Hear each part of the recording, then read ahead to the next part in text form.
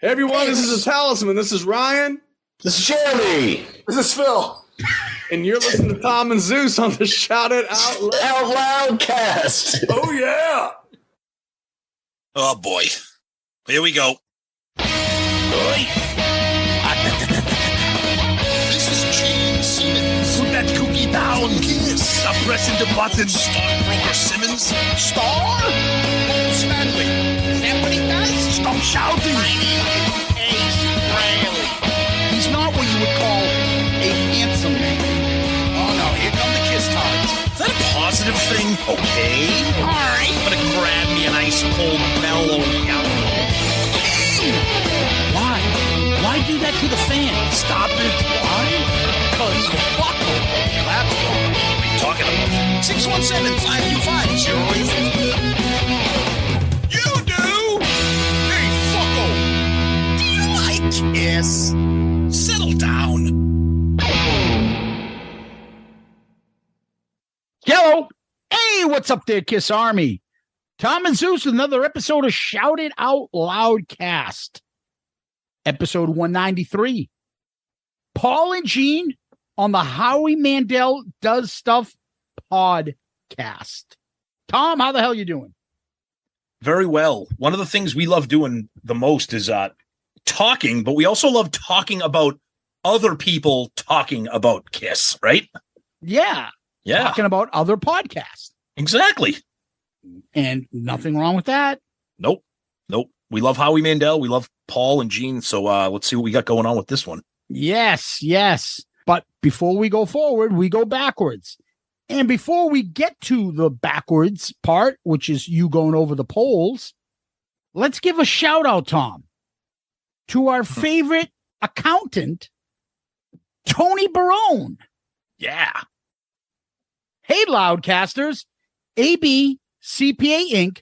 is an accountant firm located in the suburbs of Chicago that can assist you with all your accounting and tax needs. For businesses, they offer bookkeeping, financial statements, payroll processing, payroll taxes, sales, tax returns, filing federal and state income tax returns, and help with starting your own business as well.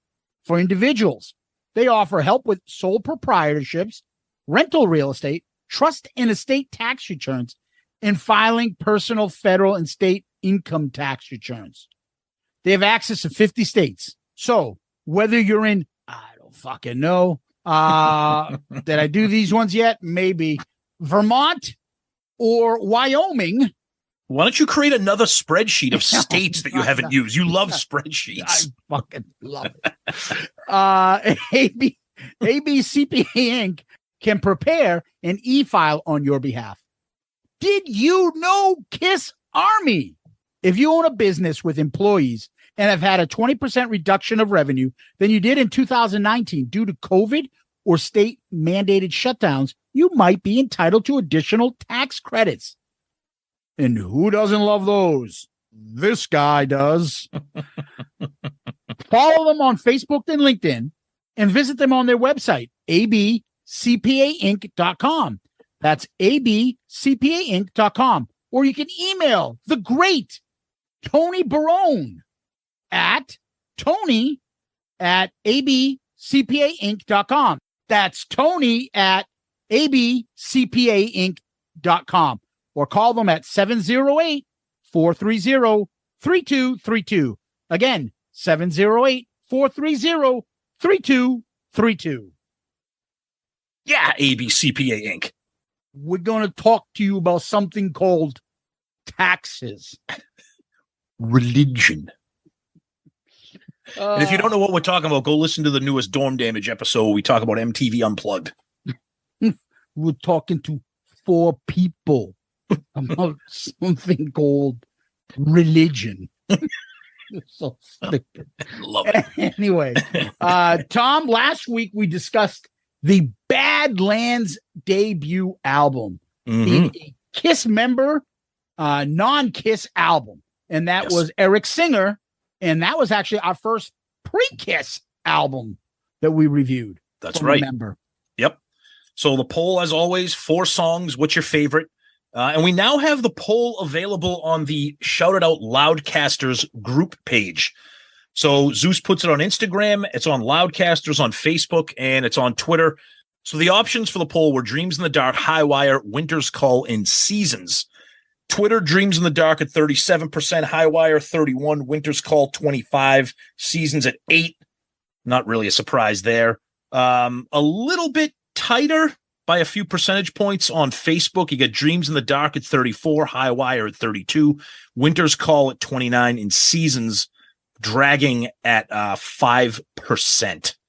A lot of comments here. A lot of comments on the poll and the album in general. People love this album, and I think one of the things that people love about this album is that it is so underrated. It is so hard to find. It's not something that's overplayed and beaten into the ground. You can find the CD if you feel like ponying up the cash. You can find the vinyl. The stuff's unfortunately probably never going to be released. There is a recent bootleg. I forgot to mention this on the episode. There is a recent bootleg that was just released for the Badlands debut album, and it's demos. So it's like a demo album that was recorded during the debut album sessions that's newly available. I don't own it yet, but who knows? Couple of comments here. Brad Baird, great show, T&Z. This is another Take Me Back. Second year of college, I thought I was getting sophisticated with this one. Great songs, like Tom says. Some are better than others, but no filler. Jakey smokes. MD, never bought this album when it came out, and I've heard all the bullshit about why it's not available anywhere now. But I wasn't halfway through your review when I went to eBay and grabbed a Japanese import copy of it with one bonus track for a decent price. Thanks, boys. Yeah, I think the CD is much easier to come across. We got one from Aggie Dad and Tiger Grad. He says, love this album. Lucky to get it on CD in 89, and I got the Rock Candy remaster when it first came out, and yes, they were awesome live. Saw them with Great White and Tesla on Mud Island in Memphis. Killer show from all three bands that night. Great podcast. Mud Island. That's what they're going to be calling the bathroom in our cabin on the Kiss Cruise after a few days. Fucking Mud Island. Anyways, that's Twitter. What do you got on the Book of Face? Old friend is back. Uh-oh. Matt Wallace. Woo! As I sit here taking a shit, I am listening to this episode. Awesome album. Ray's vocals and Jake's guitar are off the chain. Great job. Gotta go wipe the oily tar splatter from my mud cutter and off the back wall. Matt, you were missed. Yes. I think our commentary was picked up on by not just him, but a few other people too as well. Because I got a nice comment here from Mike Murphy. Uh-oh. I assume by Zeus's behavior and somewhat disturbing line of questioning that he would in fact climb Mount Pooney in order to get his shot at Giselle's Brazilian freckle flaps. As an aside, any commenter who requests his or her own theme music, who does this, should automatically be given Beck's Loser as their theme for all eternity. Oh, come on. Be nice. You guys better read this comment on the air, or else we aren't friends anymore. And I will no longer bless the Shout Out Loudcast community with my always witty and hilarious commentary. First of all, Michael Murphy, that's fantastic. But I'm a little disappointed that you didn't throw a comment in there about how the Badlands is not available on colored vinyl. Because as we all know, colored vinyl sounds the best. When you're in the mood to listen to something orange, think of Hakeem. Yes. Christopher Hake. Yeah, Wallet.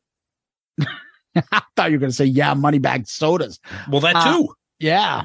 I saw them live when they toured with Great White and Tesla. Love this album.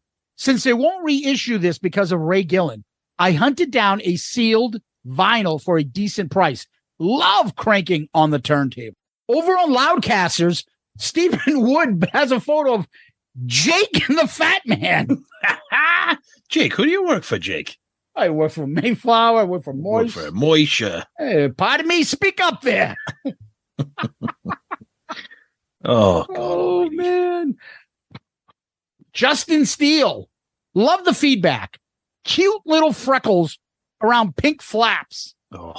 And in your best Pat Summerall voice, how about that I'm on green, John? I'm on green. There's a good one. I thought he was going to bring up Dorsey Levens, another Green Bay running back. I'll trade you Fred Taylor for Dorsey Levens. Who is the old Lions quarterback that was in Laying Pipe 2? When I was getting that free Charlie porn. Batch? Charlie Batch? Remember I had that free porn? Yeah, it was called Laying Pipe. Laying Pipe 2. Like, that's Charlie Batch. He plays for the Lions. What's he doing porn? Oh, my God. Charlie's Batch. Over on our Instagram page, Tom, Gaz160769. I wish Atlantic would put this and Voodoo Highway on Spotify. Good luck with that, brother. It ain't happening, unfortunately. Nope. Chip Howard. Didn't that singer give half the East Coast AIDS? Oh, jeez. AIDS. Mr. Johnson, you have AIDS. He goes, AIDS? Oh. Over on YouTube. Mark Ibrahim. Hello, TNZ. Just want to say I love this podcast. Being from the UK, I sometimes don't get all the references you guys make, but you guys still make me laugh out loud every single episode. Cheers, mate. All right. Thanks, buddy. I'm sure you're getting the... I'm here with the main man, the geezer. Boutros. Golly. I'm sure you get those ones. Our buddy Marty White. Sorry, guys. I have to go full negative on this one. I hated Badlands the first time I heard them. I was a young drummer at the time, and everyone was raving about Scrappy Doo Singer. Sure, he's a technician, but he has absolutely no style. Then he winds up in Paul's band, then Kiss. Frankly, I'd rather listen to Kenny Jones on Face Dances, and it's hard after Moon died. Thank the maker that YouTube cuts the audio when the music plays. Wow. And I'll get to that. For a good time, find the YouTube clip of current Kiss playing Strutter. Make sure you get the one where Scrappy forgets the third verse exists. They finish the guitar solo and Scrappy leans into his kit and starts waving his stick around as the whole shit show falls apart. Two tits up awesome. But I'm going to mention something. He said, like, thank God YouTube doesn't allow me to do the music. That's not true. I'm not putting in the music. So when I edit these, this is the dedication for you, the listeners. I edit 2 tracks. When I finish up most of the editing, then I have the basis of what we're going to do. Afterwards, I go in and I implement the songs for our podcast. I don't do it for YouTube, and then I upload YouTube first. So there's 2 tracks I have of our episodes. So it's not YouTube cutting it out. I don't even put it in anymore. So just for those that are asking, there is no music. I don't put music or anything that will get us a strike. I don't, or a copyright thing. I don't put it in. So that's why that's happening, guys. Tom, that's what I got. All right, let's bang through a couple emails here. All right, so some emails here. This one comes directly from our website, shoutitoutloudcast.com. You can submit comments and questions right from there. This comes from John Clifford. We'll get to John later in the show, but he says, hey, guys, writing from Southern New Hampshire. Wait a minute, John, that's where I am. Where are you? Did he say, hey, guys? Hey, guys. Southern New Hampshire. Maybe we'll have to meet up with John here. But anyways, just discovered the show about 2 weeks ago, and I love it. Listening out of order, depending on the topic, and I've got to say, I love that you guys see Kiss just as I do. They have ups and downs, and while I love the band, not everything they touch turned to gold. It's refreshing to hear similar views on my commute back and forth each day. My job sucks, and listening to you guys eases the stress. It's like being back with high school friends for a while each day. Just signed on as a Patreon contributor too. Woohoo! Yeah, John, we'll get to that in a minute. Thank you. I would absolutely love to hear an episode on Kiss Meets the Phantom of the Park if you haven't done so already. No, we have not yet. It's so bad, it's good, but still bad, awesomely bad. How about doing a live feed commentary? Perhaps. Keep up the awesomeness, and I'll keep listening. And before I forget, do you like Kiss? Stay cool, boys. Love the show. Peace out, Girl Scout. Yeah, John. And we'll get back to you a little bit later on in the show, too, my friend. This comes from David Lee Smith. Hey, guys, I'm a complete late bloomer with Badlands' self-titled debut. My story with this album and Badlands as a whole goes back to 2019 as a 26-year-old in listening to the Ridiculous Rock Record Reviews podcast with host Aaron Martell. Yes, love Aaron, love his podcast. Check him out if you haven't. He's a great guy, great show. They talked about this album on episode 81 of his show. After listening to it, I was immediately impressed, and I dove headfirst into the album, fell in love with it instantly, then listened to the rest of the discography. He says, Badlands' self-titled debut is in my top 5 albums of all time. He says, at least we can still hunt down the albums online or listen to them on YouTube. It was great listening to both of you give your takes on the tracks. Nonetheless, I'm enjoying your show so far, especially the album review crew episodes. Keep kicking ass and taking names, gentlemen. David Lee Smith. All right. Thank you, David Lee Smith. And we'll wrap up feedback with our good friend and longtime listener and Patreon supporter, Mike H. I love the feedback segments. It's one of the things that sets you apart from the other podcasts. I understand the dilemma of being so popular that you receive more than you can address. So here's an idea. Treat the comments like a YouTube live stream. You want your comment read? Pony up some coin. Then he goes, Badlands is not hairband music. Ray Gillen and Jakey Lee sing and play their asses off. Despite the problems that Ray Gillen may or may not have, death being one. Jesus, Mike. The rumors about Ray are just that, rumors. Who knows what the real story is? I'll give you $2 if you read this next week. Mike H. Mike, we love you, buddy. You always have a great sense of humor and combine it with some legitimately good comments and emails. So thank you, Mike, for being a longtime fan, listener, Patreon supporter, and you are comment of the week. Good answer. Good answer. I like the way you think. We're going to be watching you. And we expect $2 because we read that. Thanks, buddy. Yeah. Awesome job, Mike. Thank you for all your support. Mike sent some pictures up, and a few others didn't ask me, but I haven't put them up yet. Just got a lot of stuff going on, and obviously Todd Harrig sent us a picture on Twitter too about him out with looked like he was all like on a hike or something. Keep sending those pictures, and we're going to upload them onto the website, and you can find them on. We had somebody asking about where you can. I think that was Mike. Yeah. So if you go to our website, click on the Shout Out Loudcast header there. On that main page, if you scroll down on the main page, 3 places you can click about, friends, or merch. Obviously, friends is the podcast friends. You can look at their podcast photos and stuff that's there. But for people that are Loudcasters, have their stuff, you go into the About Us section, scroll down. There's photos of the guys. That's us. There's photos from Kiss Cruise 10. There's Creatures Fest 2022 photos. There's the Loudcasters photos. Yes. And that is a scrolling thing there. I see people with fillet of fish. I see people hanging out at mini golf. I see people at Broadway plays. I see people acting strange in front of a marsh.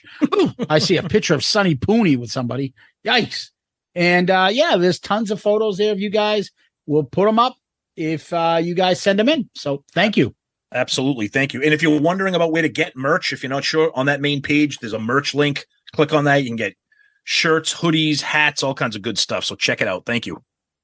Tom, what we do next is we always like to give a shout out to our Patreon subscribers. And we have 2 new Patreon subscribers. Woo! We have the aforementioned John Clifford. Yeah, John, signing up as a Demon tier member. And we have Devin Dombrowski signing up as a Spaceman tier member. Yeah, John and Devin. Yeah, I think our Patreon is probably at its highest point we've ever had. Mm-hmm. And we can't thank you guys enough. I mean, all the stuff that you guys do for the show is always above and beyond what we imagined. And having our Patreon continuously grow is amazing. And all the support and help that you guys give has helped this show grow and has been huge for our constant development. And we thank you guys for that. John and Devin, thank you for becoming Patreon members. And anybody that's interested in joining and helping the show, just take a look at our Patreon. It's right on our website, shoutitoutloudcast.com, right when you open it up, or you go to the Patreon app, or you can go to patreon.com. You look for creators, you find us, and we have 4 different tiers. No, we do not have a Vinnie Vincent tier. Not yet. Right? So I know people want us to have that, but you look at the tiers, see if that's something you can do or want to do. And if you do, we appreciate it. It's a big help to the show. And we will, and then in turn, you're part of the Patreon family. And with that becomes perks. Take a look at the Patreon listings there, the what you guys get. And we're always adding things, whether it be video calls, the group talks that we have, merch. There's plenty of stuff to go around, and we try to make it worth your while. And this month is the Patreon ARC pick for the album we chose. And some of these people are so excited we're getting to do this album, and some are not.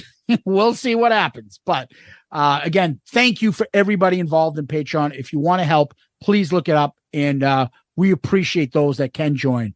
So thank you. Yeah, you guys are the best. Special shout out to Devin and John. Thank you guys so much. Hugely appreciated everything that you guys do and the entire Patreon family. You guys are the best.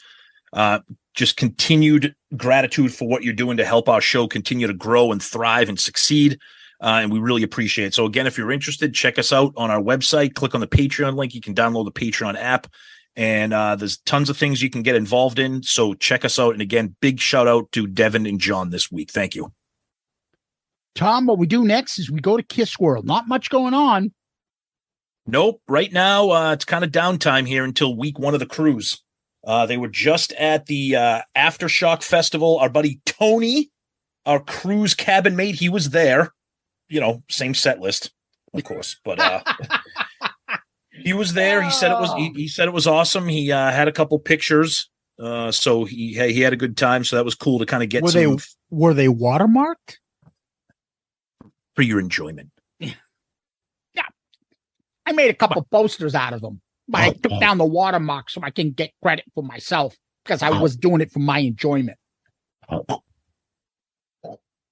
So they got the cruise, Tokyo Dome in November, and then a festival in Mexico in December. And then the rumor is, and I think they did do this one year on the cruise. I think the rumor is they're going to make an announcement on the cruise that they kind of treat the cruise the way, like, if you're a big like Star Wars geek like we are, like every year at like San Diego Comic-Con, that's when they like announce all like the new Star Wars shit that's coming out.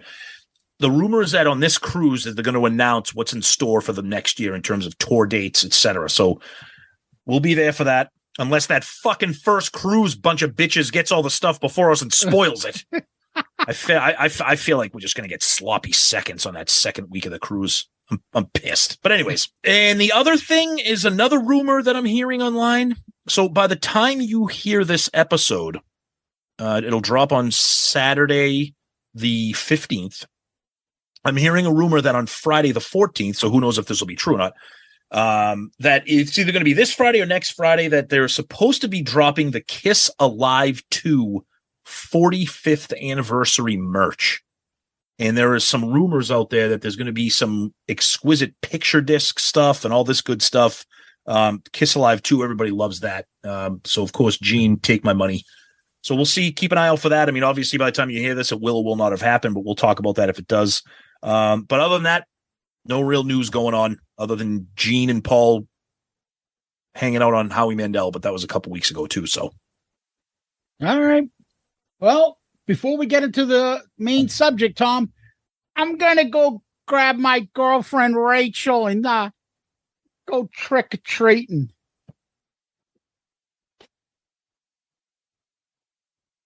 All right, we're back. I just had to grab Ace because he ran after the wrong girlfriend. Ace, you're not with Rachel anymore. The wrong girl. She's my new bride. She's my new bride. Ace. Oh, God almighty. I want to see Ace go on Howie Mandel. Where are the cameras? All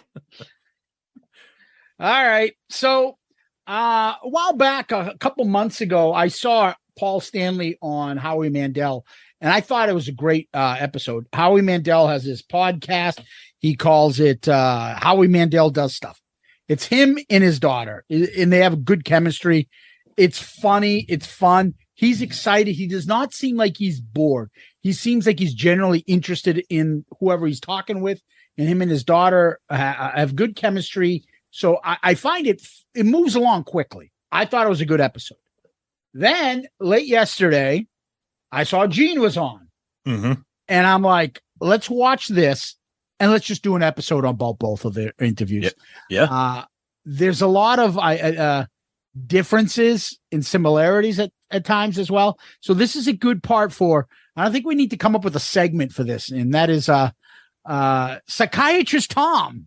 Calling Dr. Tom. I told you it's Calling Dr. Tom. Oh, he'll be checking. He'll be making an appearance sometime during this episode. Believe me. Calling Dr. Tom to psychoanalyze the questions and answers and the differences between Gene and Paul. But let's start off with the one that just finished. The one is the Gene episode. Yeah, and I think it's good. I think we decided to do a combination episode because of the differences between the two. Instead of doing an episode of the Gene interview and an episode of the Paul interview, do them both, pick them apart, highlight some of the key things, some of the funny things, some of the interesting things, and then kind of really have a close comparison between the two. Now, because both of these interviews are long, we're not going to drop them into the episode. So, 2 hours. Right. So I would urge you to go onto YouTube. That's what, because you want to watch these. Okay. Because visually, there's a lot with Paul and Gene here. So go on YouTube. It's Howie Mandel Does Stuff. It's hilarious. He's hilarious. I've been a Howie fan forever. I think his daughter is cute as hell. I think she's adorable, and I think she's a good co-host. So it's an interesting show, and he's got tons of great guests. He actually did one with Mike Judge from creator of Beavis and Butthead. So he's good. Howie's great. I was never a big fan of his comedy, but I like him as a person. Me too. When he talks, he's famous for having OCD. Yes, like legitimately diagnosed OCD. Yep, and crazy stuff. And part of me thought that it was an act or something, but it's not. It's not. And you could tell the empathy he has for others and a genuine love of conversation. Yes, and that's why it works. I like his conversation style. I like guys like Bill Maher because they enjoy conversations where they talk and yet they'll listen to your answer and go back and forth. Not, okay, my turn. Okay, your turn. Okay, my turn. And no one's answering each other. The other thing that Howie has a gift for is that he'll ask questions that you're like, oh, I can't believe he asked that. Like it's a conversation. It's not a layup. It's not a foot rub. It's not one of these 60-minute pieces where it's like, so tell us about when you learned to play the guitar. Now that is in some of these interviews, but he asks some questions and his daughter does some good follow-ups, and you can hear and see some of the tension. Especially the Paul one. Yeah. Especially the Paul one. Yes. That as Kiss fans, we're like, ooh, he doesn't know he's not supposed to say exactly. that. Yes, like, exactly. Oh. And then Paul's like, anyway, let's start with Gene. So we're not going to get into everything because we want you to listen, but there's some general conversation. If there's something specific, we'll get into. Obviously they've had a relationship in the past, both Gene with Howie and Paul. But let's stick to Gene, but you can tell they know each other for years. Oh yeah. And they ask him about, somehow it got started with, did you ever get mistaken for Richard Simmons? Yeah. And then Gene's like, yeah. Like, what are you talking about? Richard Simmons is like this 5-foot little twerp, and Gene's like 6'5". Like, with this little red outfit. Hey, Not that there's anything wrong with that. Yeah. And so off the bat, I didn't know this. Like, Gene probably has 1 million of these stories. And you'll catch him sometimes throwing them out there. You're like, these aren't true. But Howie Mandel says that Gene saw his act years ago and is like, you know what? I think that guy would be a good opening act for my girlfriend, Diana Ross. And Howie says, that's how I met him. He called him up and he's like, yeah, you should open up for Diana Ross. And he goes, oh, you were so funny. So Howie Mandel's like, dude, nobody laughed. Nobody liked me. And he's like, what are you talking about? That was funny. I found that fascinating. I didn't know that. Well, not only did I find that fascinating, but right off the bat, the tenor of the interview right there is they're having a blast. There's so much enjoyment and fun between Gene and Howie and his daughter, Jackelyn. They're goofing, they're laughing. Gene's making dad jokes. Gene's trying to do little zippy one-liners. Gene's being like the funny grandpa type guy to Howie's daughter because she's so young. So right off the bat, it's like these guys are just having a fucking blast and telling stories. Here's where it's funny, because I like Dan Rather type style interviews at times. Me too. But Dan Rather ain't doing this. In the middle of him telling the story, he talks about, so you were living with Diane Ross. Whoa, is that when you were cheating on Cher with Diane Ross? Yeah. Says that. They get into and break down how Gene, and this is something I would ask. So I don't understand. You were living with Cher and you dumped her for Diana Ross? Did those two find out? Who told who? Did they get into a fight with each other? And then you cheated on Cher with Shannon when you met her at the Playboy Mansion. It's like, and then he brings up the fact, which I was like, what? He's like, yeah. Then later on, I found out that Shannon's sister Tracy was married to Diana Ross's brother. What? Yep. It's just hilarious shit. But Gene is having so much fun with these stories. Like his sense of humor is just outrageous. I love it. They're great stories because he's like, so how did you meet Diana Ross? He's like, well, Cher told me to go buy a gift, go to New York City. Yeah. And my friend Diana Ross is in New York City. She'll help. She knows me. She'll help you buy something. By the way, I'm going to end up banging her. And they asked him, what did she get you? What did you have? And he says, a piece of chocolate cake. Oh, of course, Gene. And then Howie goes, let's call Diana Ross right now. Gene's like, what? And Howie's like, he asked like 3 times. Yeah, my producers are saying not to do that. And Gene's like, dude, we're not calling Diana Ross right now. Fucking ambushing her with Howie Mandel. But here's another funny thing that I liked in it. Oh, you met Shannon at the Playboy Mansion and with her sister? Oh, was her sister hot? Well, she certainly was. Yeah,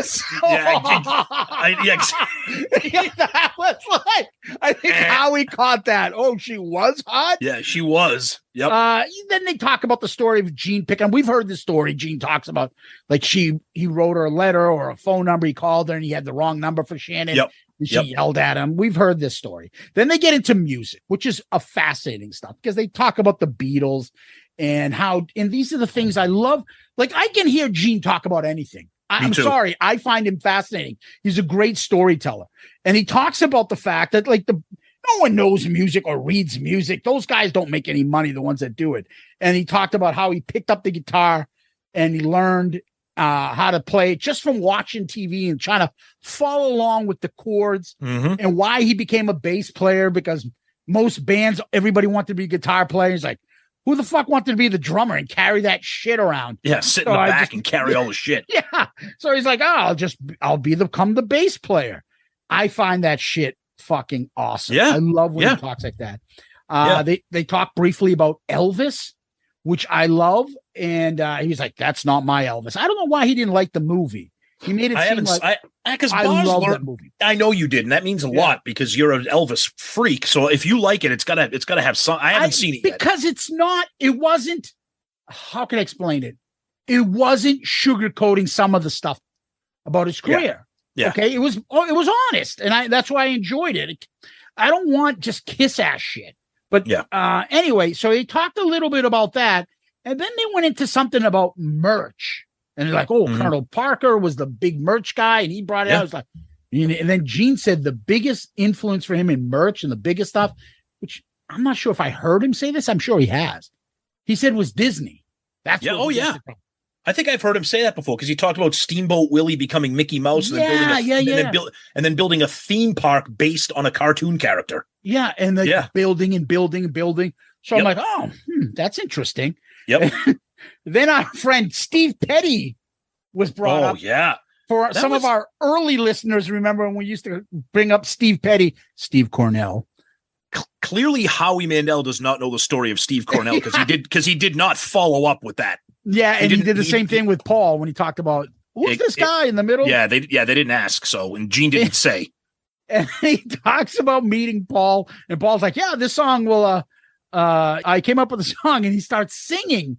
My uncle is a raft. Dude, I fucking almost drove off the road. We always laugh about my uncle is a raft. It's a real, my uncle is a raft. He keeps me afloat. Like, Paul's like, that's terrible. Yeah. It's just for that part, for the human side of Gene, where you could tell he's not like even embarrassed by it. He's like, yeah, I wrote the song. My uncle's a raft. And it's terrible. Yeah. But I love that because we've heard almost every story in history. I've never heard Gene sing My Uncle is a Raft and tell everybody that Paul's like, that's horrible. Yeah. Yeah. And then he talked about kicking other members out. And is that why you voted the other members out? And he goes into the flat tire. Here we go. Yep. They talk about Gene's Jewish background. You know, Howie Mandel is Jewish as well. Yep. And keep your Jew to yourself, Gene says. For like the times you think Gene is very like protective against anti-Semitism and stuff. There are other times he's like, well, this is the world we live in. He's like, well, you know, we don't get it back as bad as like Hispanics or black people. You can't, you know, if you're Jewish, you can pretend you're Italian or Greek. So me and you are Jewish then. That's right. Sorry, perfect. That's right. Chaim, that's my name. Jorge. Then they watched the video of a cute little girl doing a kiss bit. That was awesome. That's but you know really what I adorable. You know what I thought was funny about that? First of all, I love the fact that Gene legitimately got choked up. He got emotional. But, I believe that. But I do too. He's a very emotional guy. He's a big baby. But I was thinking, what would Paul's response be to that? I was saying that same thing. Do you think Paul would be as personable about it? Because the little girl says Ace Frehley and Peter Criss. And Ace Frehley like twice. Exactly. I think Paul was the last name man. Yes. Right. So I'm like, all I'm sitting there going, no, we'll save the Peter and Ace stuff for Paul's interview. But yeah. I just found it fascinating. Me too. Gene is like, oh, she named all the members in the band. She knows everybody. Like, did you also pick up? Did you also pick up what he said? He goes, I love that stuff when you're looking in the front row when you see a kid on top of his dad's shoulder, and the kid puts up my hand gesture. Oh yeah.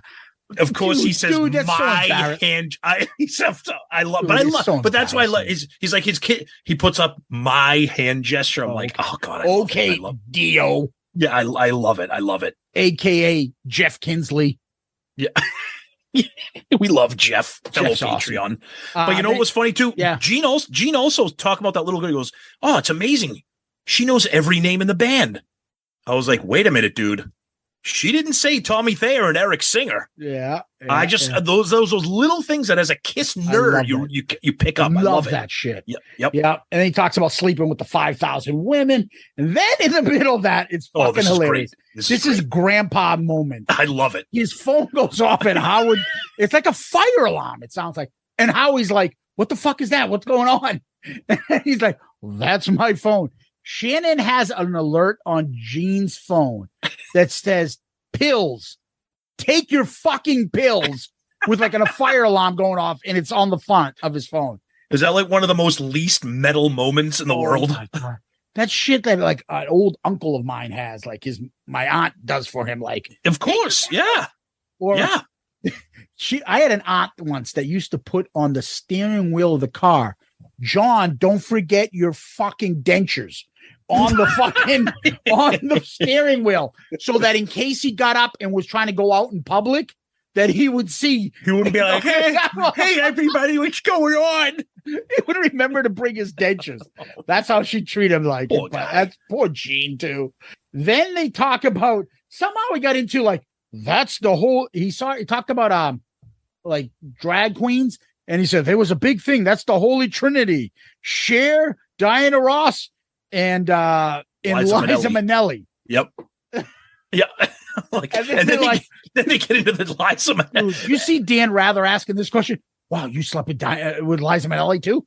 No. And Gene's trying to be like all coy about it. Like, how he's like, did you fuck Liza Minelli? Did she give you a hand job? Did she give you a hand job? Yeah. So graphic.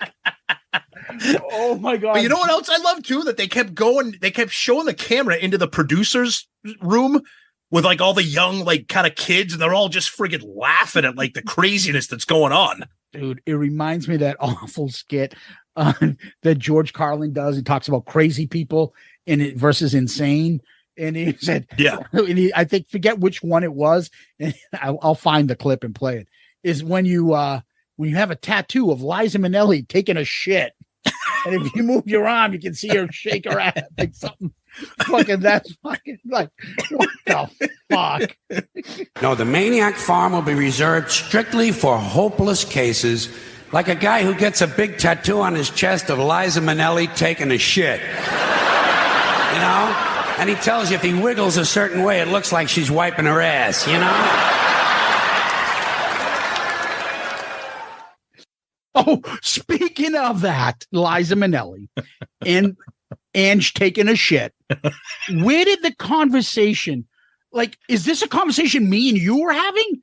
Because somehow fucking Howie was fixated on shitting the bed. Well, because they brought up something about shitting in the bed, and then Howie, because he's a comedian, he's like, oh, have you ever shit in the bed? Like, as a joke. And Gene's like, we'll get to that in a minute. And I'm like, wait, hold on.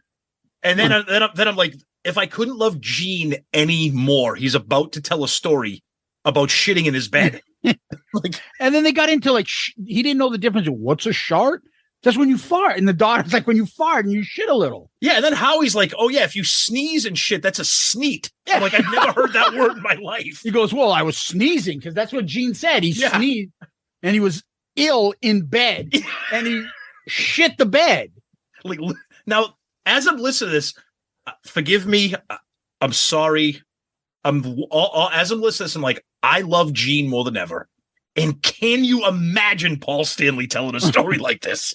He's doing the face, though. He's like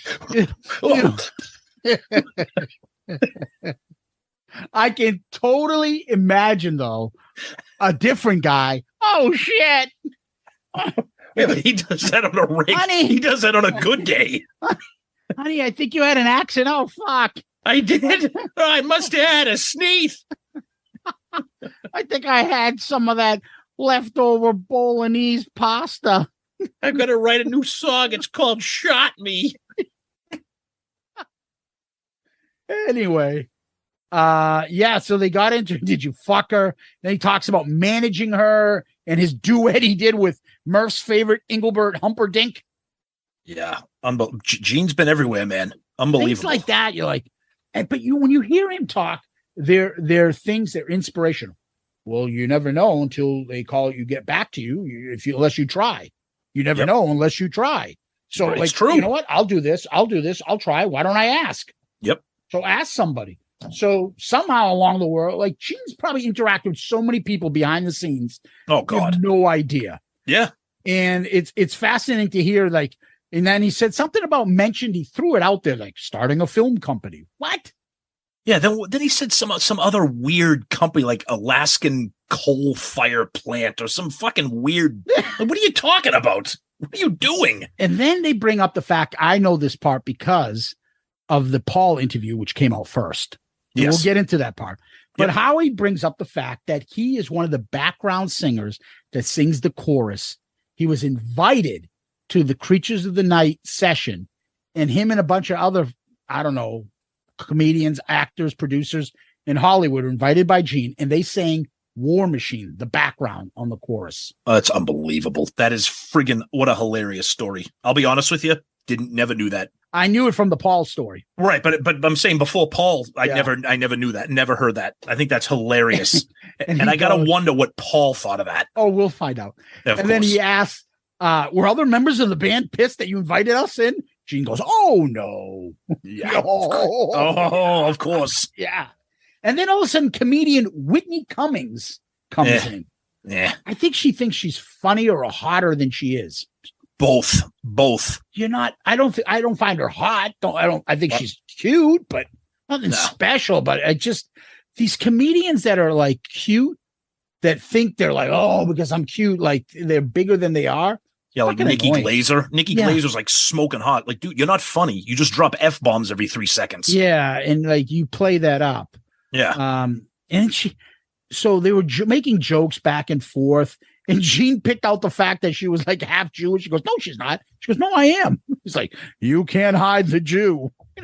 He's doing the old, what do you call it, from the Mike Douglas show. Toady Fields. And then she threw her bra at him. And Yeah. what does Gene do with it? Smells it. He smells it. Ugh. Somehow he's like, oh, are you smelling her bra? And he asked her when she first threw it on, oh, it's on my back. Why is it sticking? Do you have any skid marks on it? What the fuck? But that's what I'm saying. That's why, I mean, Gene is fucking 70-something years old, just having a blast, talking the way that me and you would talk if we were with Howie Mandel. It's just ridiculous. He didn't understand that she was there to tape another episode after him. He's like, Right. so why are you here? And she's like, yeah, I'm here to clean the place. He's like, Right. that's the way it should be. And I was like, oh no. Then they started getting into some the history of some racial slurs, which was kind of interesting too. No, it was just off the whatever. That was it went crazy the last 10 minutes. But to me, listening to that was a conversation, fun conversation. Yep. I enjoy when I hear these things. Gene becomes more endearing to me. Did I He's learn awesome. anything? Not really, but I still enjoyed it. It's just a peek behind the curtain of the kind of person that he is, completely dropping his guard down, just being a goof, having fun, obviously enjoying the company of a friend, somebody that he knows well, not afraid to answer questions. I've always been a Gene fan, and seeing this and hearing this, it's just like you said, it's even more endearing. Yeah, perfectly stated, Tom. So now let's turn our attention to Paul. I think we mentioned this episode a while back. We talked briefly about it, but we didn't get into too much detail. The episode actually was from August 23rd of this year, 2022. So Paul was the first one I noticed. And that's when I started saying, shit, Howie Mandel does a good job on this. This is actually a lot of fun. And I actually saw Howie on Bill Maher's podcast that he does, which that in and of itself is a lot of fun as well.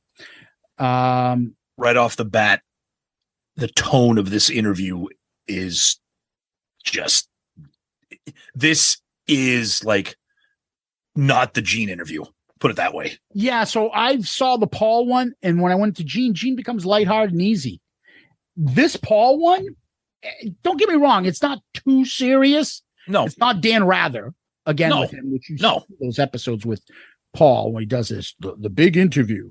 But it's a lot more serious in tone. Howie says to Paul right off the bat, "You're an icon." Paul says, "Thank you." Mhm. Not, oh, come on, oh shucks, no, Mhm. I'm just a regular. Oh, thank you. Yep.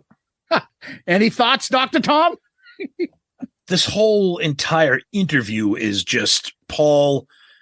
I think Paul is trying to be the Paul that we know, with the guarded and the walls up and everything. But Howie and his daughter Jackelyn aren't having any of it, and they get some stuff out of here. Whether Paul does it inadvertently because he's feeling a little bit uncomfortable or not, Paul says a couple of little nuggets in here that are really interesting. That being one of them. Yeah, they're catchphrases that he has already like booked in his bank. Oh memory yeah. bank. Oh, the canned one-liners. Yep. Yeah. Immediately, he talks about what we just talked about on Gene's interview. He talks about how Gene brought Howie in to sing War Machine. Paul says that was a time when Gene was bringing in a lot of people with a smile on his face and a kind of a smirk, meaning this is the time that was getting on Paul's fucking nerves. Of course. About being a Hollywood guy, right? Did you pick up on that? Oh yeah, absolutely. It's the beginning of the 80s. Absolutely. Yes. Yeah, like where's Howie's trying to tell him a story. You remember when I came in? That's the first time you met me. Yeah, I was doing this, and Paul's like, yeah, I remember. Like, no, that might have been pleasant for you. It wasn't for me. Yeah, Howie asks him, oh yeah, didn't Bryan Adams write that? And what does Paul say? Ask Gene. Yeah, I'm like, meaning wait, like either you don't remember, do you not remember, or do you not want to answer? Like, okay, so I'll put on my Dr. Zeus hat. Go ahead. I think he's undermining Gene. Like, meaning, yeah, Bryan Adams did write that, but why don't you ask Gene? Gene will tell you he wrote it. Like, doing that old Gene is full of shit stuff. Okay. Did Bryan Adams write that song? Ask Gene. Come on. What does that sound like?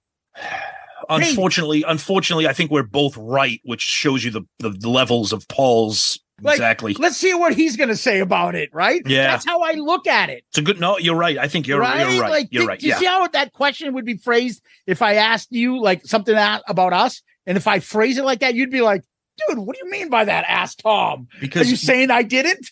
Because nobody carries the switchblade better than Paul Stanley when it comes to nobody. Dude, that is a good one. Nobody carries a switchblade. Oh man. Oh, so after they talk about the whole War Machine part, Howie says, I didn't see the album. I was looking for if I got any credit on it. You didn't see a check, that's for sure. See what I mean? Again, like it's not funny. Like the delivery itself, it's just not funny. He's I'm not paying you for that. Yeah, everything has like an edge to it. You know what I mean? Yeah, it's like he thinks just sharp humor. Yeah, very sharp and cutting. Yes. Yeah, and then Paul talks obviously about his ear, microtia, and I agree with this. You don't miss what you don't know. So he asked him whether about the hearing. Did he get teased? This is the part. Oh, you can tell years of therapy. Asked about what was it like? He's like, oh yeah, people are mean, not just kids. You could tell Paul was like cringing about that, and all those years of torment are flashing before his eyes when he asked him about it. Yeah, he did not want to get involved in that conversation at all. One of the comments that he said that stuck out, that I'm like, oh, put that in the pocket because we'll get to that later in the interview, when he said, I've never been good at living up to people's expectations. And I was like, that right there is going to come back at the end of this interview, and is going to answer a lot of questions about where Kiss is right now in 2022. Yeah. And they asked him about the makeup, whose idea was it? And Paul even says, it goes, all of us. Yep. What did you think about the question about him changing his name and the fact that he claims it was Paul McCartney, Paul Rogers? Like, I've never, ever heard that in my life. It was interesting to hear him talk about it. It was. But he says that's why he did it. Yeah, I'm not saying I don't believe him. I've never heard that he changed his name to Paul There's Stanley. a lot of, like, I bet you subliminal, subconscious, all sorts of that shit where like he talks about, well, I kept part of my name to keep part of my identity. Oh yeah, I believe that. Yeah, I have the star on my right side, my face. And then he talks about the opera and blocking his face, and that's me. And then the ears on the right side and the stars on the right side. There's a lot of Dr. Tom stuff that you could talk about, the subconsciousness of all that kind of stuff. But the whole thing about Paul Rogers and Paul McCartney, I don't know, but it's a nice little new nuance that he kind of dropped and talked about, right? Yep. And then this is more you can, holy shit, diagnose. He talks about his dad, and it's interesting because he talks about how brilliant his dad was, but his dad was never given the opportunity to put this brilliance into like something where he can achieve anything. Like, he had to stop and work to support his family as a young man, and that he felt like his dad always regretted it. Like, that he didn't become more, and he could have, and he should have been more successful as a human being, because he was such a really intelligent person and creative and all this other stuff. And then he talks about about his father's, supporting him and things like that. And it almost makes it seem like Paul was saying, that his father was bitter at him. His father was bitter. His father, that's exactly what Paul said. Yeah. But don't forget, until recently. Yeah, I know. Paul did not like his father, and they had no relationship. And his mom, I don't think he ever really got. That's right. Got on a good place with his mother. So they segued into that, and Howie and Paul, they were like, well, you always want better for your child. Yeah, and he's kind of saying, yeah. I feel bad for him because I bet I do too. That part is really true. That he's probably grew up being like, dude, my dad he gets jealous of me. He was upset if I'm doing well because he should be doing well. That's not a good thing. For all the teasing we do for Paul, I mean, let's be serious. The guy's gone through a lot. He's got a lot of issues, and they're not issues to be made fun of. We tease Paul about a lot of things. We do not tease him about things like this. And you're right. Shit he went about his ear and all that stuff growing up. No, never. That's fucking awful. But dealing with a parent, because I know people. I've heard stories like this. Parents who are bitter at their children because the child is successful, has a better life than they had, and I can't imagine what that's like as a kid who's already dealing with issues of being bullied and being treated poorly, and having a physical deformity, and his sister was that's the other part I was gonna say. Right. His house where he said his sister was physically, like, she was insane. Yep. Physically assaulting him, will kill him almost at some point. Like, he had to live with that, and his parents weren't controlling that aspect, and so he's like no happiness anywhere he goes. Yep. But it's sad, and it's very sad. And I guess you'll say, not to get too serious here, but the one thing I always learned is, like, I always look back now and the shit that my dad would do for me, and I'd be like, dude, I won't do that for myself, but my dad would do it. Like, oh, I know it's late, but I really could use some orange juice. And you'd go out to the store and get your orange juice. I have hockey practice at 6 a.m. in Tingsboro. Yep. Oh, he'd take me there on a Sunday or Saturday morning, even though he had worked all week or whatever. It's the same Shit thing. like that, I'd be like, dude, I wouldn't do that for myself. And then you have your own kid, and you're like, I'm sick as a dog. I'm not going to CVS to get myself, but my kid has a little sneeze, 4 a.m. You're driving to CVS, like, I'll get it for you. Like, that's right. Love of your kid, things that you do, you don't even do for yourself. Nope. That's how a parent should be. And that's the difficulty. That's the challenge that Paul had growing up. How long did he think it, how many examples do you think it took for Paul to be like, dude, my dad is like pissed because I'm doing this. Yep. Like, that must have sucked, because for that to sink in and not be, no, my dad loves me more than anything. Mm-hmm. That comes from experience. And you also got to, a lot.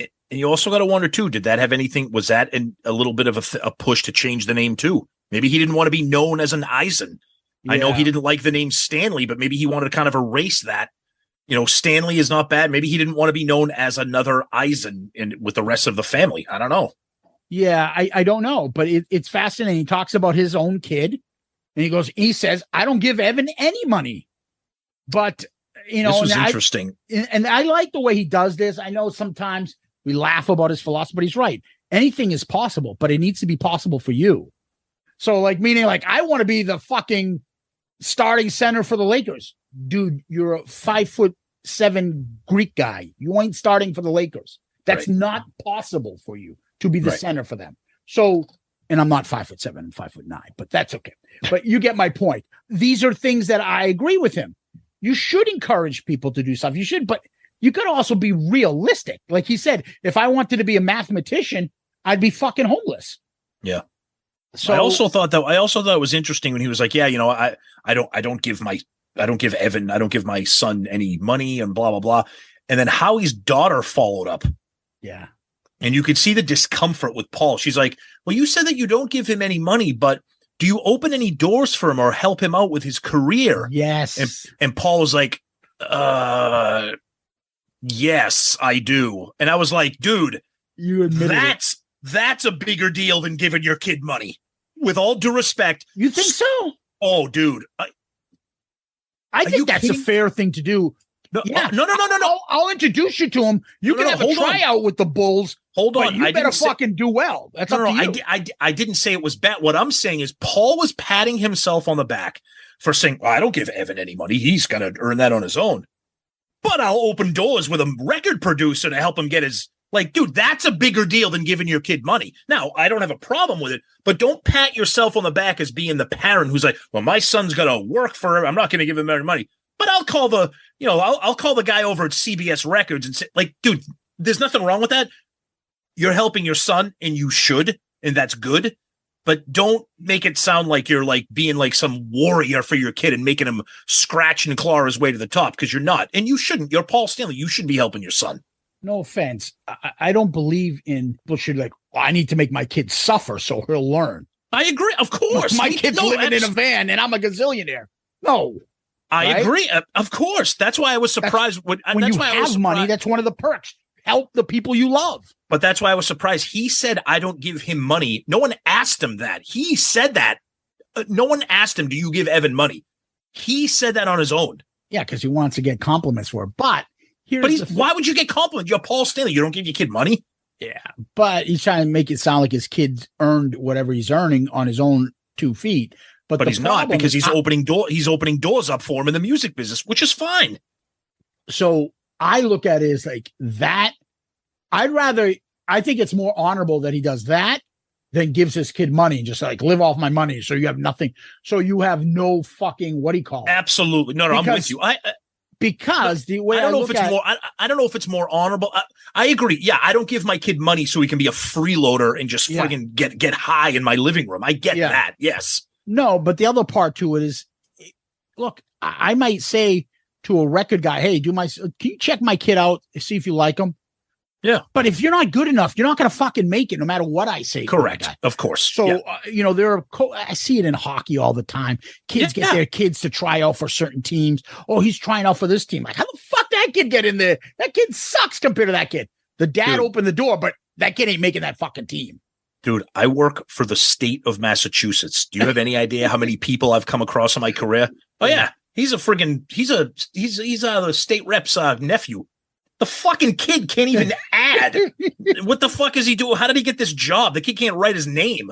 Dude, you know what I mean? I worked for the MDC all through college. Oh, that's even more corrupt. The MDC, which doesn't even exist anymore. Yeah, I used to fucking come in for like 2 hours late, 2 hours early, 2 hours of lunch, and try to bang all the fucking lifeguards while people were drinking and smoking weed, while fat kids were from the local Somerville Medford community were drowning in that piss infernal they call the swimming pool upstairs. Hey, too bad, kid. I got to go to the fucking Meadow Glen Mall. I'll see you at the end of the day. I remember there was a kid where you say, hey, fucking chubby checker, fuck off.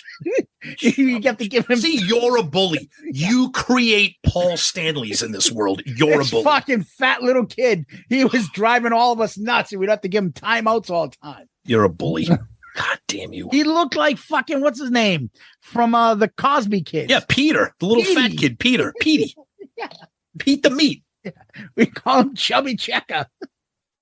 All right, back to Paul. Next thing they bring up, he asks him about in his book when he talks about anti-Semitism. Oh, yes. And Paul goes, that's a touchy subject. Yeah. Howie Mandel goes, you wrote about it. That's why I'm asking you. So what I took from that is, this is Paul being like, I'm going to throw shit out there, but don't fucking ask me about it. Yeah. And then, and credit to Howie. He's like, you wrote a book. You wrote in your book that you had bandmates that were anti-Semitic. Paul's like, that's a touchy subject. Yeah, it is. So talk about it. And so he says the famous, I think, line from this. He goes, I didn't push anybody in the bus. They walked under it. I don't even know what that means. That's such a stupid. I don't even know what that means. Like, meaning I didn't set them up to look bad. They did it themselves. I get it. But you wrote about it in your book. Well, that's because they did it out in public. Right. Oh, no. I don't think he threw them under the bus. No. I don't think but that's what I'm saying. That's why he needs to have his conscience clean. Like, I didn't say anything wrong. I didn't do anything wrong. I was them. That's right. What that's all about. It's right. Paul says, well, did you ever talk to them? Well, it's awkward. But he says he never reached out to them. They never made comments about the book when it came out. He says, well, maybe some deny it, and that's life. We all have our own interpretation of history. So I put it out there. No one really I never had a discussion with any of them about it. It is what it is. I'll hang out with you still. Even though I call you an anti-dentite. Yeah, I don't know. I don't get that.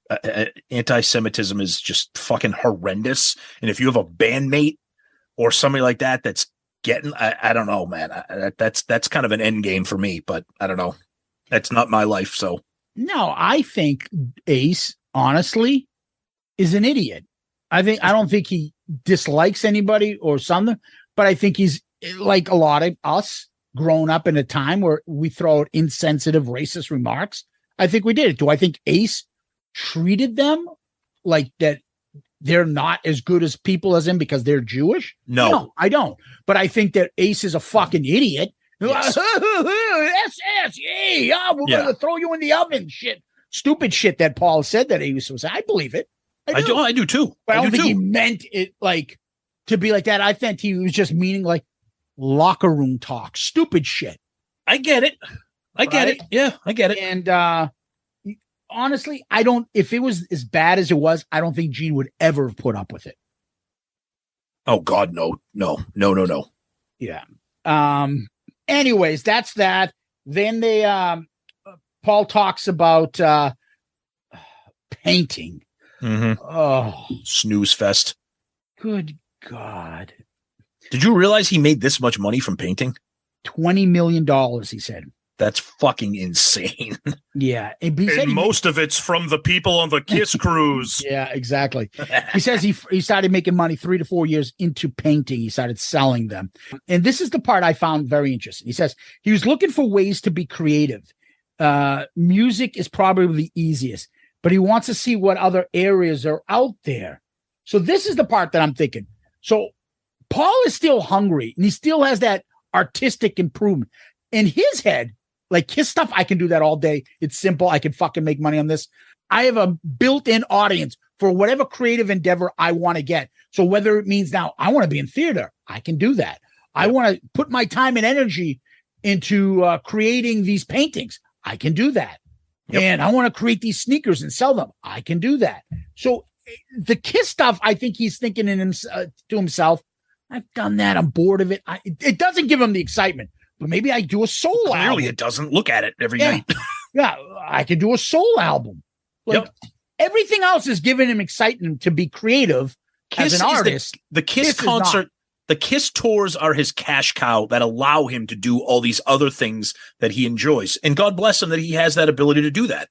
That's why he continues the Kiss tour and continues the Star Child, because it allows him to do the sneakers, the carpet, the fucking, all these other things, the art. And God bless him. That's fine. But you can tell that Kiss is just there as like kind of like the main thing for him to do everything else. Yeah, and then they talk about like the touring of the band, and it's the most merch band in history. Paul boasts stadium type numbers. Oh, I just came back from Europe. We did 80,000, 100,000. Like, dude, you're throwing out the stadium parts where you're on a major bill. You're not throwing out arena numbers. Yeah, I was just going to say that. 12,000, 13,000. That's still impressive. The Aftershock Festival had 100,000 people because it was a 3-day festival with about 80 bands. Yeah, like, stop throwing stadium numbers out. But he knows that the people listening to Howie Mandel's podcast don't know the difference. So, of course, Gene did the same thing. Gene's like, 80,000, 100,000. Be like, dude, come on. Howie asks, how long has Kiss been a band? Paul says, this is interesting. This is very interesting for me. Howie asks, how long has Kiss been a band? Paul says, since 73, almost 50 years. I find that stuff very interesting because to me, that means next year they're celebrating the 50th anniversary, not the year of the first album being released. That's why I think on the Kiss very cruise, important. That's why we're going to hear something next year. Yeah, absolute. Next year, print this. 2023 will be the end of Kiss. Yeah, touring Kiss. Well, I think that yes, agreed. Yep. So, I mean, he throws that in there. I don't know if it's a slip up or if it's naturally that you're saying that. No, I think he's just doing the math. I think he's just doing the math. I don't think it's a slip up. I mean, it is the 50. And then we get some interesting conversation. They talk about, well, why aren't you doing like Kiss stuff? Aren't you interested? And he talks about songs on the last 2 albums. Here we go. Were great, but then he says songs like Modern Day Delilah, as good as any song he's ever written, including Love Gun. And we all know how much he blows himself for Love Gun. But he says he's setting himself up for disappointment. It doesn't compare to what other people are perceiving these songs to be. And even Howie's like, yeah, because they're new. You can't tell they're classics until later. Like, you know what I mean? He actually puts in perspective. And Paul's like as though Paul wants instant, oh, that's a classic. That needs to get played every time. No, it doesn't work that way. So this was the best part of the interview right here, because this gets a look under the hood of Paul. First of all, I love Modern Day Delilah. Okay, saying it's as good as Love Gun is ridiculous. But my follow up to that is, if it's as good as Love Gun, why the fuck are you playing Say Yeah from Sonic Boom and not Modern Day Delilah? If you think Modern Day Delilah is one of the best songs you've ever written, why is it not on your End of the Road tour from that why album? Don't you switch it in here and there? Between Why? That and Say Yeah. Now, he says, you can never compete with the past, okay? Mm-hmm. Setting myself up for disappointment, which brings me back to the comment he said at the beginning of the interview, when he said, quote, I've never been good at living up to people's expectations. This is all about him being incapable of having fans not like his new music. That's all this is. He does not want to write new music for any other reason that he can't accept criticism for it. And he said in that comment where he said, I've never been good at living up to people's expectations, that wasn't even in the context of music or the band. That was just a general life quote. Mm-hmm. So he's never going to write new music because it cannot take the slings and arrows from the Kiss fans. And I give huge props to Howie for following up, because Howie's like, but there's still time for they could be a young person listening to Modern Day Delilah now, and they could have that memory of driving in their car with their girlfriend to that. So that could be their Detroit Rock City. Like, yep. The album's only 15 years old or whatever. And Paul is just like, nope. And I thought that was extremely interesting. It wasn't really totally earth shattering, but to him to say it like that, setting myself up for disappointment. That's all he cares about. He wants the accolades instead of just writing music for the love of writing music. And let's see, Ozzy Osbourne, for the first time in his career, just had a #1 album. And I don't care if Ozzy sold 10 copies or 10,000 copies. There is a audience out there for rock music. And Kiss, if they sold an album, it would skyrocket immediately.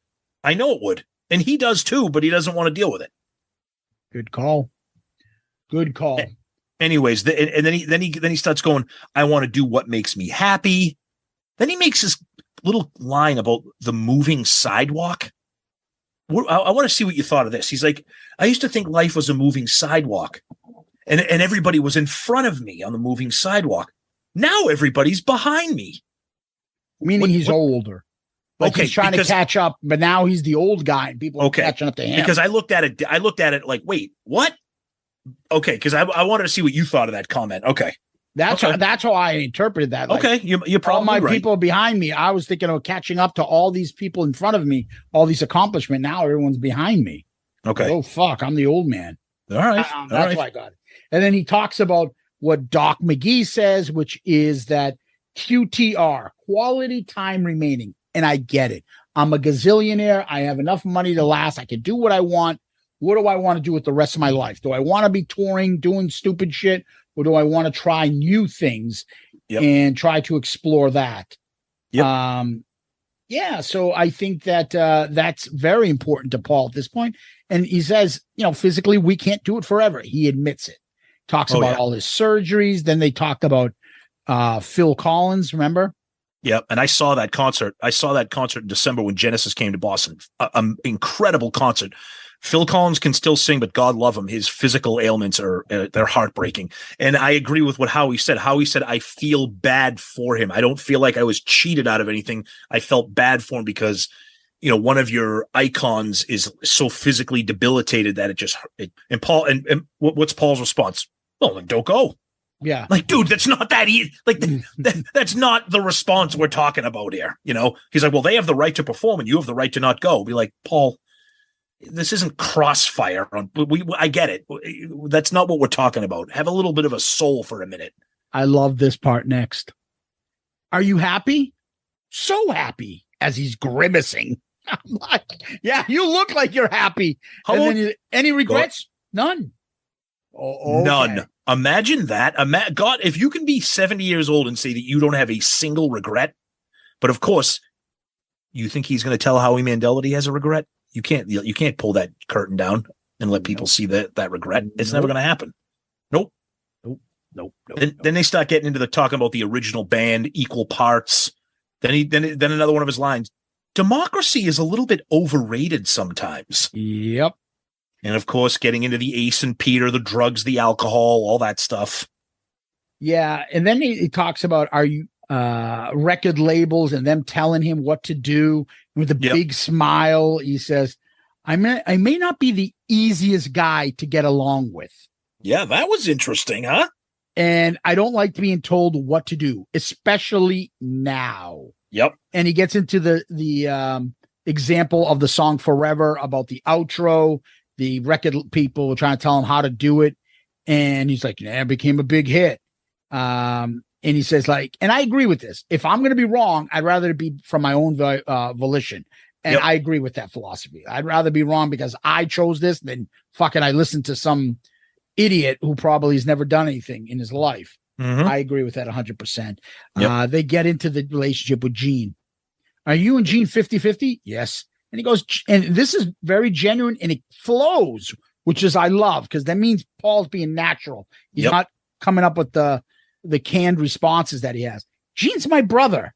Oftentimes you guys, you would have to get divorced. And when he talks about band members, people feel pushed out or decided to leave. Paul says that's the part where you mentioned, Tom, that democracy is overrated. And I also agree with this. It doesn't have to be 100%, but everybody's effort needs to be 100%. Yep. And so that's the part that I agree with. If you're a band and you start off as equal parts and everybody's putting their best into it, then you can't complain. But if Ace is, I'm going to go play a couple hands of poker with my new girlfriend. Guys, Dick Wagner's on his way. I'm going to go play a couple rounds of fucking putt-putt. I got invited to a kid's birthday party. They're about to play some dodgeball. I'll see you in a half an hour. Just that's the kind of shit that I understand. Like, Ace, you've got talent. You can write a song. You can do this. And you're like, fuck it. I ain't doing shit. That would piss me off. But when you make other decisions and, you have the opposite part where we talk about this often. That's the Eagles. And they look at poor Don Felder's like, I'll write this. I'll do this. I'm equal share. I'm willing to work hard. I'm doing all this stuff. He's not pulling an Ace. He's doing the opposite. Wants to volunteer more. And they're like, fuck it. You're not as popular as we were during the 80s. And we had solo careers and you did it. So we're not going to pay you the equal share that you were guaranteed before. That's right. That's fucking being a dick. Yep.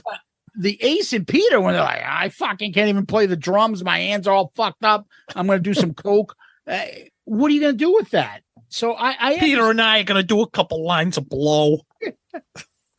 Hey, we ran out of blow, so I'm going to have to do some sex act on one of the guards over here to get some cocaine.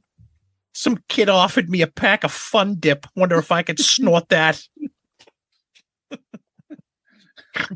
I was going to blow the bouncer for fucking a bag of fucking weed. Anyways, I find that stuff fascinating when they talk about their relationship. And I like how he also said he's like my brother. He's not my best friend. Yeah, exactly. I mean, you don't have to get along with him, but you're there for each other. You're dependable. I rely on you. We make things work. Yeah. You don't have to fucking be like, hey, let's sit down and watch a movie. Yeah. Right. That's when Gene was talking about later on. I have no friends. I have no friends. Yeah. And then they talk about meeting Gene for the first time and him not liking him. And obviously you get the other perspective from the Gene interview earlier in that this is a great line. I love this.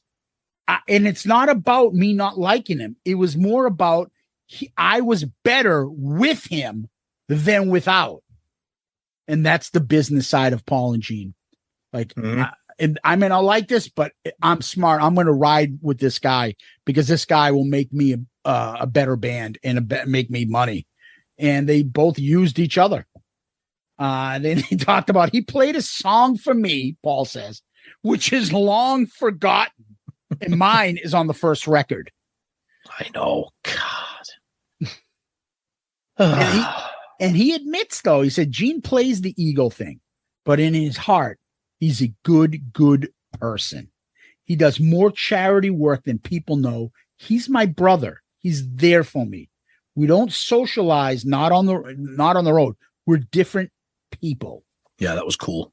I love that shit. I love when they talk. I do too. Yeah, I thought that was good, especially how he didn't have to say those things about Gene with the the charity and all that. I thought that was pretty awesome. Yeah, because Gene puts his foot in his mouth, and I think he wants to set the record straight. Look, I know he says stupid shit, but he's a very good person. Anyways, of course. Now, Tom, they get into taking the makeup off. Yeah, this was probably my favorite part because I love hearing comments and being like, "What?" So they talk about taking the makeup off, and Paul gets into the whole thing about how creatures of the night, people were listening with their eyes, not their ears, and we had two new makeup designs, and what are you going to have, turtle guy and all this other shit. He's like, it wasn't really genuine.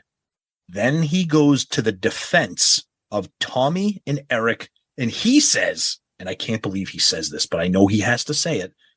He said, Tommy and Eric wearing the makeup that they're wearing, that's more genuine.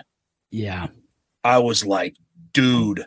So in Paul's eyes, Tommy and Eric wearing the Catman and Spaceman makeup is more genuine than Eric Carr wearing the Fox and Vinny wearing the Ankh.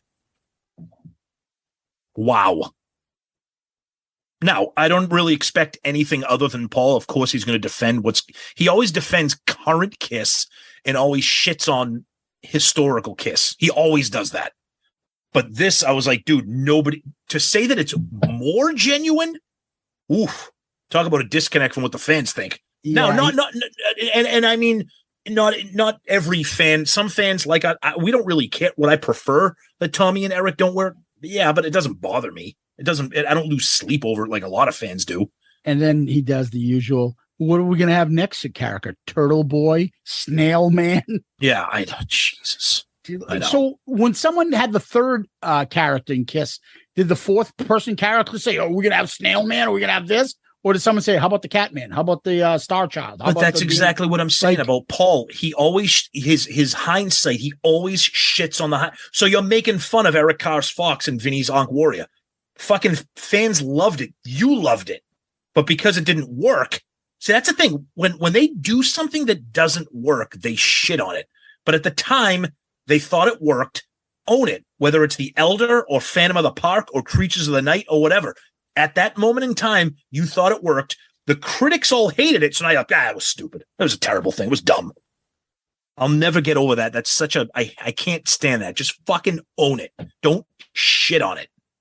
And to say that it's more genuine, those are his words, that Tommy and Eric are the Spaceman and Catman is obscene. But anyways. Yeah, no, I'm with you on that. I just, it's Paul. What can you say? I know. It's Paul. And then he talks about that nothing can compete with Kiss and makeup, but it was necessary to take that makeup off. And I agree with him 100%. Of course, we all do. We all do. And he talks about the fact that like nothing was going to work. People were listening with their eyes. And at the time, it was the only thing. He admits that nothing was going to happen. It wasn't going to, if they didn't take it off, they weren't going to continue as a band. And then he says, you know what? The beauty of it too, technically, if you think about it, is they were allowed to then put it back on and get all the hoopla for doing that. Yep. He talks about him. Why did he become a star child? Because he admits he was an unpopular, chubby kid and he wanted to be the popular star. And that's where that came from. That was really interesting. And you could tell when you watch the video and not just listen, Paul got very sensitive, and you could tell that he was choosing his words carefully because he was focusing on himself and speaking about, yeah, that's why I chose the star. because of everything that happened in my life as a child. I wanted to be a star. I wanted to be somebody that I wasn't. And I give him credit for that. That's a lot for somebody like Paul to discuss that. Yeah. So, and then he talks about them both meeting people back from high school, about the bittersweetness of people going, oh, yeah, we used to be friends. Oh, you remember me? Oh, we loved each other. How he says he had a tough time growing up. And people would be like, oh, yeah, you were funny. He's like, nobody laughed when I was in high school. And same thing with Paul. He's like, Paul kind of avoided. He didn't want to say, that he was like, fuck you, losers. I'm a fucking millionaire now. He was pretty much saying like revenge is not a good thing. And he says, Paul says, if you have bitterness or seek revenge, dude, that is you big time. Dude, bitterness all he is bitter. Yeah. Go bring up our buddy Thinking Stanley to him. Thinking Stanley here, people. Or bring up Peter Chris to him and see how much that. Oh yeah, I can forgive. Why should you hold bitterness? Bullshit. Then there comes to a part where at the end, this is like more Dr. Tom Howie, because I bet you a lot of people, you're not getting Stephen Piercy from Rat or fucking Cece DeVille to talk like Paul.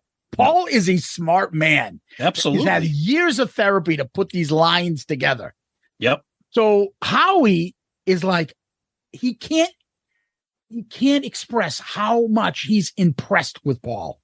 Yeah. Paul is just soaking it in and loving it. It's everything he desires. Paul, like, he's just basically saying, you're so smart. You're so articulate. You're like amazing human being. I was like, yeah. Mm-hmm. Exactly how I want everybody to perceive me. And you're there's no humility from Paul at all. No, none. It's just, I don't know.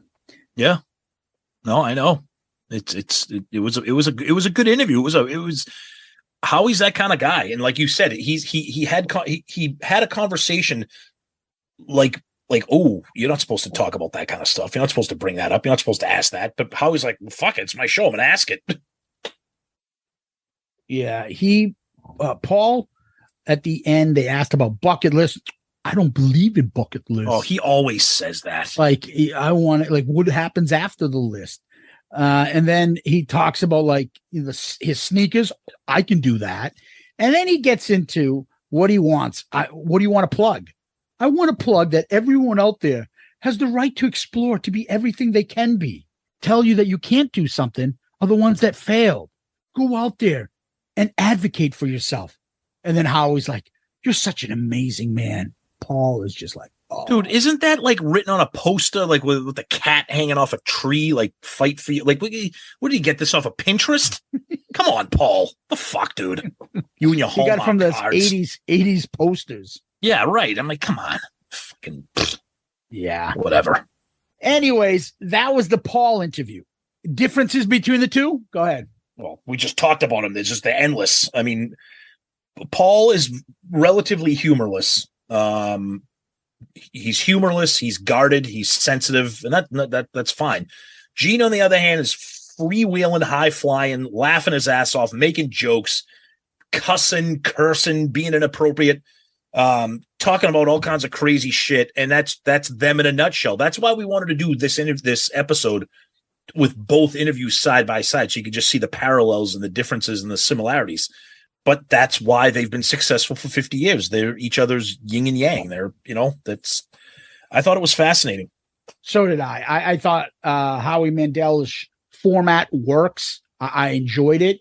I thought he got some questions and stuff out there. And I always like to hear and see how Paul reacts when he gets something that he was not expecting. Yep. Right. I agree. Yep. I liked Gene's playfulness. It's just fascinating stuff. And, we want to break this stuff down as we always do. That's what we do. Yep. Anyway, Tom, what we do next is question of the week. That's right. Question of the week. We got a good one. And this one comes from Brian off of Facebook. Simple question, relatively topical, because this does come out next month in November. He says, guys, I think you may have brought this up, but can you add a little bit more to it for me? Explain to me why the band felt the need to release a box set for the 40th anniversary of Creatures of the Night, when even the band admits that the album didn't sell well. But for something like Love Gun, they just released a t-shirt and a picture disc. Well, I think these are all now major dates that are coming up because Kiss's major albums came out between 74 and 84, probably the classic ones that are considered classics. And so if that's the case, they're going to have plenty of opportunities. They all can't be this fucking huge spread thing. 40th anniversary, 45th anniversary. They've got to spread them out. Guess what? Some of these that don't get the 40th and 45th anniversary treatment are going to get the 50th anniversary treatment. Spread it out. You can't do these things every year. So I think they've taken their chances and picked something that they want to do this time, and maybe next time they'll do something else. They also just did the Love Gun double disc not too long ago, so that is something. No, I know. I think it's an interesting question because I asked it, but that's pretty much because I'm a Love Gun guy and I think Creatures is overrated. That being said, I bought the Creatures box set. It's going to be exciting. There's live stuff on there. There's going to be tons of photos and stuff. It's a lost era for a lot of people because there's no live recordings. And I think that's why we probably haven't seen anything with Eric Carr off the soundboard, because that Creatures box set will have that. I mean, I'm excited for it. I just find it interesting that wouldn't have gotten like the anniversary picture disc type thing and then give the box set to Love Gun or some, I don't know. You're right. They can't give everything a box set, and maybe they're trying to just give a little extra something to an album that they love. They love Creatures of the Night, so maybe they're trying to honor it by doing that. I don't know. Interesting question. I know other Kiss fans were talking about it too. So thank you for that. Appreciate that question very much. We always appreciate our questions of the week. Yeah, Tom, and where can people find us? Check out our website. That's the one-stop shop for everything. Shoutitoutloudcast.com. Shoutitoutloudcast.com. You can get everything you need there. All of our episodes, all of the Shout It Out Loudcast episodes, ARC, Zeppelin Chronicles, the new Dorm Damage, everything's there. Our rankings episodes. You can click on the merch links. We talked about that. The Patreon links. Everything is there. You can send us messages directly from the website. You can comment on each episode's posting as well. So when this episode gets posted to the website, you can scroll down onto the episode page and there's a space there if you want to comment directly. Of course, you can comment on our social media, Twitter, Facebook, Instagram, TikTok, the YouTube that we love, all those things. You can message us, tag us, DM us, everything. We're available, please. And as we mentioned earlier, our wonderful Patreon family, big shout out to John and Devin this week for being new members to the family. We love you guys. Thank you. And thank you to all the other members that have been there. And of course, we're part of the wonderful Pantheon podcast network of shows. Tons of amazing music related podcasts. You can check us out there. And they just dropped a dedicated Pantheon podcast app. Download that app. We're there. Everything's there. And all those shows, they're all right there. So you can check that app out too. It's very cool. And yeah, we're everywhere. But I'm telling you right now, the website's the best place. It's got everything that we just mentioned all right there. Yeah, Tom, we always tell people they can DM us on Twitter, Facebook, Instagram. They can subscribe to our YouTube channel. There we are growing and growing. The comments are growing over there. So please make sure you subscribe to our YouTube channel. You can give us one of those 5-star child reviews. That's so people can find our podcast and we move up the food chain there. It's very helpful. Last week, I think Gandalf gave us an awesome 5-star review, and they did DM us and let us know who that was. Thank you for that. Much appreciated. We wish that you guys could continuously give us those 5-star reviews and let us know who you are, if you are giving that and we can't recognize the actual comment.